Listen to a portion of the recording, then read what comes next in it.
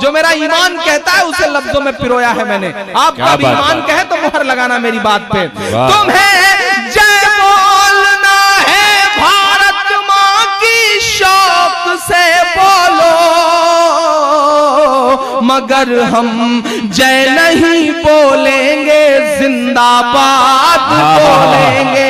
استقبال ہے ناظرین آپ سبھی کا آئی آر مشاعرہ میڈیا میں آپ کے ساتھ محمد ارشاد. سنیں گے دوستو عمران پرتاپ گری کی ایک نظم. اس سے پہلے بتا دوں اللہ تعالیٰ نے ماں کا نعم البدل دنیا میں دینا پسند ہی نہیں کیا، بس اپنی مثال دی کہ میں 70 ماؤں سے زیادہ محبت رکھتا ہوں. آئیے سنتے ہیں عمران پرتاپ گری کی نظم. تو آپ سے گزارش ہے ویڈیو کو لائک کیجیے اور چینل کو ضرور سبسکرائب کیجیے. کھڑائے ہوئے مہمان لوٹائے نہیں جاتے. آپ بہت اچھا سن رہے ہیں. میں 4 مصرے اور پڑھتا ہوں صاحب. یہ کون لوگ نکل آئے ہیں جو طے کریں گے کہ ہمیں کیا پہننا ہے، کیا کھانا ہے، کیا بولنا ہے، کیا نہیں بولنا ہے. نہیں، ہم ان کی باتیں نہیں مانیں گے. ہمارا جو سلسلہ ہے صاحب، ہم نے ہزاروں قربانیاں دی ہیں اس ہندوستان کی جنگ آزادی میں. ہم کسی کو طے کرنے کی اجازت نہیں دیں گے. آپ کی بھی نمائندگی کرتی ہوئی ایک نفرت والی آواز ہے جو اسی طرح کی باتیں کرتی ہے. میں یہ 4 مصرے اس تک بھی پہنچاتا ہوں آپ کی تالیوں کے ساتھ. مجھ کو ظالم کا طرفدار نہیں لکھ سکتے، کم سے کم وہ مجھے لاچار نہیں لکھ سکتے. جہاں ہتھیلی پہ لیے بول رہا ہوں جو سچ، اس کو اس دیش کے اخبار نہیں لکھ سکتے. اس دیش کے اخبار نہیں لکھ سکتے. میں پڑھتا ہوں صاحب کہ تمہارے پہلے بولا ہے تمہارے بعد بولیں گے، تمہارے پہلے بولا ہے تمہارے بعد بولیں گے. بھگت اشفاق بن کر کے کبھی آزاد بولیں گے. بھگت اشفاق بن کر کے کبھی آزاد بولیں گے. تمہیں جے بولنا ہے بھارت ماں کی شوق سے بولو، جو میرا ایمان کہتا ہے اسے لفظوں میں پرویا ہے میں نے. آپ کا بھی ایمان کہے تو مہر لگانا میری بات پہ. تمہیں جے بولنا ہے بھارت ماں کی شوق سے بولو، مگر ہم جے نہیں بولیں گے زندہ باد بولیں گے.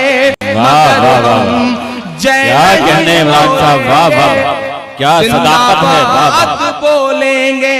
تمہارے پہلے بولا ہے تمہارے بعد بولیں گے. کار کس کی تھی، جو عمران کا سوال ہے میرا خیال ہے وہی آپ سب کا بھی سوال ہے. پڑھتا ہوں صاحب. جو نفرت کے سبب اٹھی تھی وہ للکار کس کی تھی، ہمارے خون کو پیاسی تھی وہ تلوار کس کی تھی. ہماری گردن مت کاٹیے بس یہ بتا دیجئے. یہاں سے وہاں تک ایک ایک ہاتھ ٹیک لے مصرے پہ پہنچائیے گا ہریدوار تک. ہماری گردن مت کاٹیے بس یہ بتا دیجئے، جسے تم پہن کر بھاگے تھے وہ سلوار کس کی تھی. بھاگے تھے وہ سلوار کس کی تھی. کیا بات ہے. بہت شکریہ، بہت محبتیں.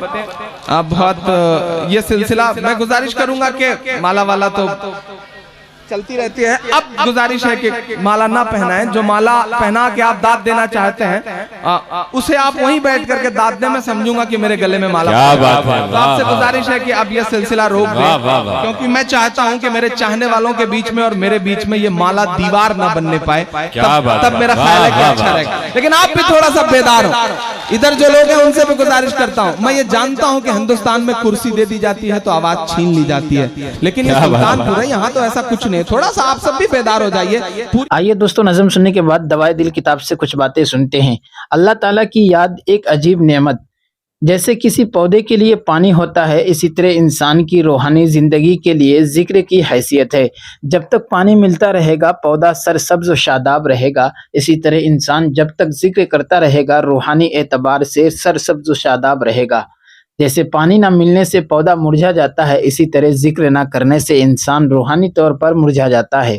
آپ نے دیکھا ہوگا کئی دفعہ چلتا پھرتا انسان اندر سے مرا ہوا ہوتا ہے، اس کا دل سویا ہوا ہوتا ہے، تو اللہ تعالیٰ کی یاد ایک ایسا عمل ہے کہ جو انسان کے لیے بہت اہمیت رکھتا ہے۔ قرآن مجید میں اس کے بہت سارے فوائد بتلائے گئے ہیں۔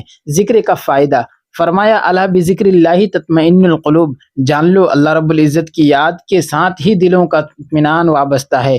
جو آدمی ذکر کرتا ہے اس کے دل کو سکون ملتا ہے، نہ دنیا سے، نہ دولت سے، نہ گھر آباد کرنے سے تسلی دل کو ملتی ہے، خدا کو یاد کرنے سے۔ اللہ رب العزت کی یاد میں دلوں کا اطمینان ہے، دل کی بے چینی ختم ہو جاتی ہے۔ اور جو لوگ ذکر نہیں کرتے ان کا حال یہ ہوتا ہے، بیچاروں کو راتوں کو نیند نہیں آتی، گولیاں کھا کھا کر سونے کی کوشش کرتے ہیں پھر بھی نیند نہیں آتی۔ اور جو اللہ کی یاد کرنے والے ہیں، سبحان اللہ، پریشانیاں اپنی جگہ پر سکھ سکون کی زندگی گزارتے ہیں۔ کتنی تسکین وابستہ ہے تیرے نام کے ساتھ، نیند کانٹوں پہ بھی آ جاتی ہے آرام کے ساتھ۔ اللہ رب العزت کے ذکر میں ایک عجیب سکون ہے، طمانینت قلب نصیب ہوتی ہے۔ کام کاروبار گھر بار گو ہر طرف کی پریشانیاں ہوتی ہے، مگر ذکر الہی سے سکون مل جاتا ہے، دل میں ٹھنڈک آ جاتی ہے۔ دوسرا فائدہ یہ کہ جو انسان ذکر کرتا ہے وہ اللہ تعالیٰ کی حفاظت میں آ جاتا ہے۔ قرآن عظیم الشان میں فرمایا گیا، ان الذین اتقوا اذا مسهم طائف من الشیطان تذکروا، کہ جب شیطان کی ایک جماعت ان پر حملہ آور ہوتی ہے تو وہ اللہ کا ذکر کرتے ہیں، فَإِذَا هُمْ مُبْصِرُونَ، سبحان اللہ، اللہ پاک ان کو محفوظ فرما لیتے ہیں۔ تو شیطان وسوسے ڈالتا ہے، بندے پر اٹیک کرتا ہے، اور جو انسان ذکر کر رہا ہوتا ہے وہ اللہ کی حفاظت میں آ جاتا ہے۔ تو وساوس شیطانیہ سے بچنے کا سب سے بڑا آلہ اللہ تعالیٰ کا ذکر ہے، اس کے بغیر کوئی انسان شیطان کے وساوس سے نہیں بچ سکتا۔ اس لیے جو نوجوان کہتے ہیں کہ شیطانی و شہوانی وساوس نے دماغ پر قبضہ کیا ہوا ہے، وہ اصل میں ذکر کی طرف دھیان ہی نہیں دیتے۔ یہ بات اپنے دلوں میں لکھ لیجئے کہ فکر کی گندگی ذکر سے دور ہوتی ہے۔ جتنے اس قسم کے برے خیالات ہیں، ذکر ان کے لیے جھاڑو ہیں، اس سے وہ سب صاف ہو جاتے ہیں، پاکیزہ سوچ ہو جاتی ہے۔ اور یہ بھی اصول ہے کہ جب کوئی دشمن حریف پر قابو پاتا ہے تو سب سے پہلے اس ہتھیار کو چھینتا ہے جو سب سے زیادہ مہلک اور خطرناک ہوتا ہے۔ اس کو یہ فکر ہوتی ہے کہ یہ مجھ پر حملہ نہ کر بیٹھے۔ اسی طرح شیطان جب انسان پر حملہ کرتا ہے تو سب سے پہلے وہ یہ کام کرتا ہے کہ اللہ کی یاد سے اسے غافل کر دیتا ہے۔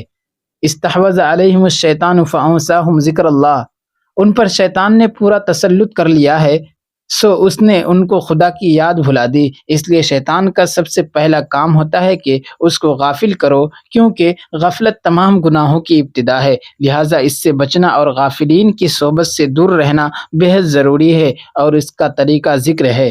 دوستو ویڈیو کے آخر میں آپ سے گزارش ہے، اگر ویڈیو پسند آئی ہو تو ویڈیو کو لائک کیجیے اور چینل کو ضرور سبسکرائب کیجیے۔